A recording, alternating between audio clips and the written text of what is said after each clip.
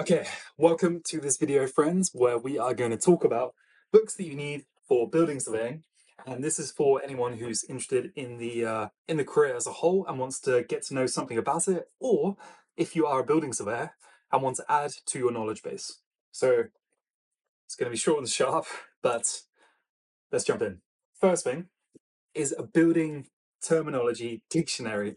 And the reason why I recommend this is simply because it is nice just to sit on the couch, read through it, and get to grips with some of the terminology that's used in the building trade. Generally speaking, I still find it surprising how many terms there are.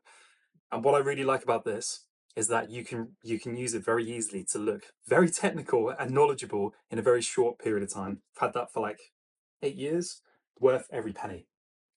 FYI, I'm going to put links to all these below. And I find if you go to Amazon and then if you go to the book you're looking at, normally there's used versions and they're normally like half the price. So that might be of help because a lot of this you can't actually find for free on the internet. Okay, next up is dilapidations. Now, for those of you who do not know, dilapidations refers to basically finishing a commercial lease in the UK. Now, it's quite a hard subject, and I don't think there's a whole lot of information available on the internet to really help you on a professional level. What I recommend is to get this book. It's by Mark Shelton, who I'm pretty sure is like kind of like the go-to person on the subject. It's about 40, £50 for this book. It is really expensive, but it's the easiest way to become knowledgeable and probably an expert on dilapidations. So that's a really good one to get. The next one is Building Surveys and Reports, 4th edition. I think there's probably a new one by now. I've had this for like 8 years. Unfortunately, this one is non-negotiable. It's 40, £50, but it's so important. It's even got a section that tells you how to write a building survey in terms of how to lay it out.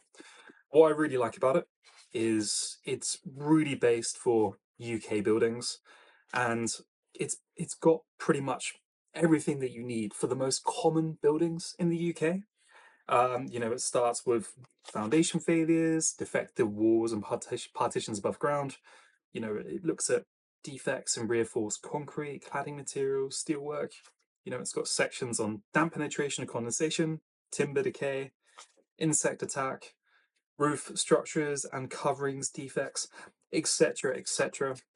In total, this whole thing is like 405 pages and it's worth every penny. It's non-negotiable. You have to get it if you want to be a building surveyor, especially if you're learning to be a building surveyor. Now, the next thing is not necessarily absolutely essential, but I quite like it. It's called Drawdown, the most comprehensive plan ever proposed to reverse global warming. New York's Times bestseller, actually.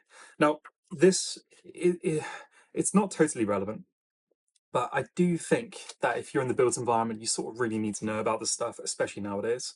It's got sections on how to reverse global warming, um, sections related to energy, food. Oh, that's the phone.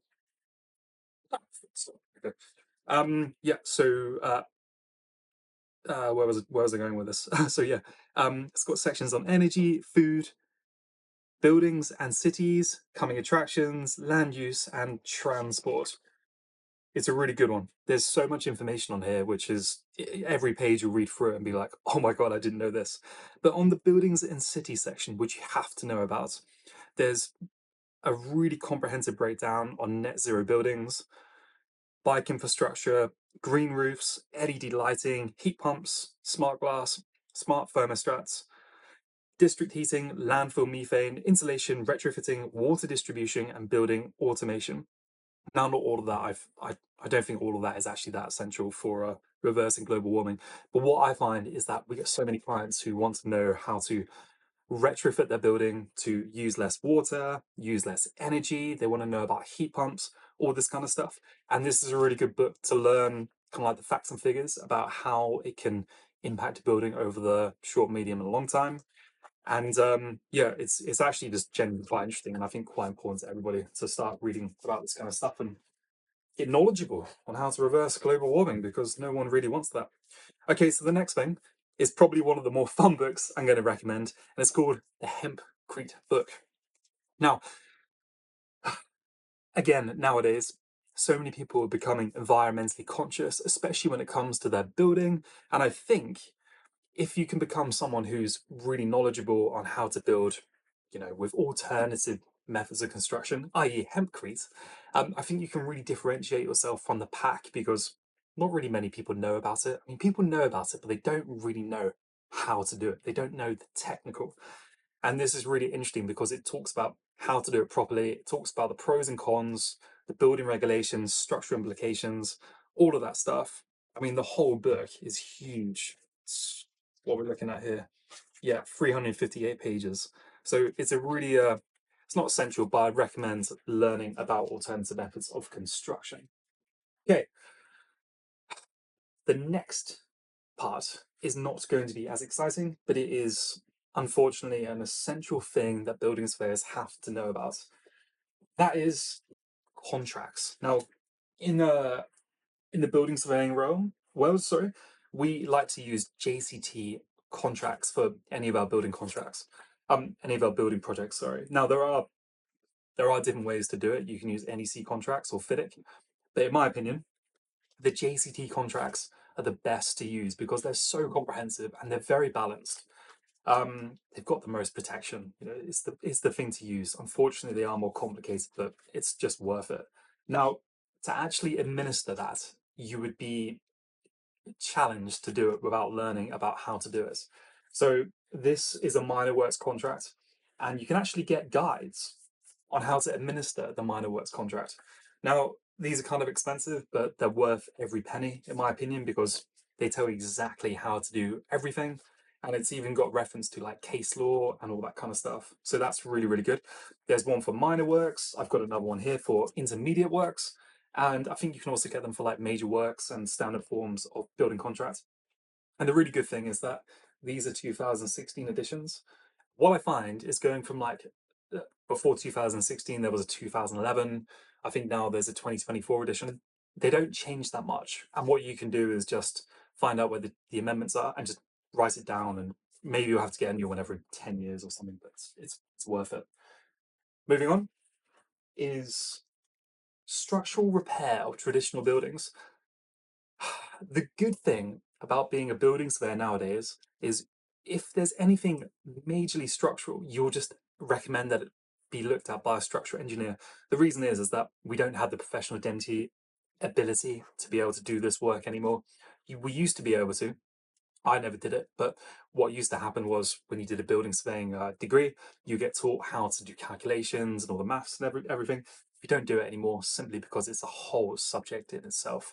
And to be honest, it probably makes the job easier because, I mean, you won't be able to become an expert on one particular thing. So you'll outsource any major cracks to a structural engineer, any movement, all that kind of stuff. But I still think it's really, really important to learn about it. And this is a great book to start with. Um, it's got, sorry, um, basically a breakdown on the basics of structural behavior, soil behavior, and all that kind of stuff. And then moves on to defects. It talks about causes of structural damage, and it's very, very comprehensive. It breaks down below ground defects, ground floor defects, loss of equilibrium, movement, fire, chemical attack on concrete, deterioration. And then it's also got this really good section on preventative maintenance, which is really, really helpful because you'll end up doing plan preventative maintenance surveys and you have to brush up on that. So this is a good one. Yeah.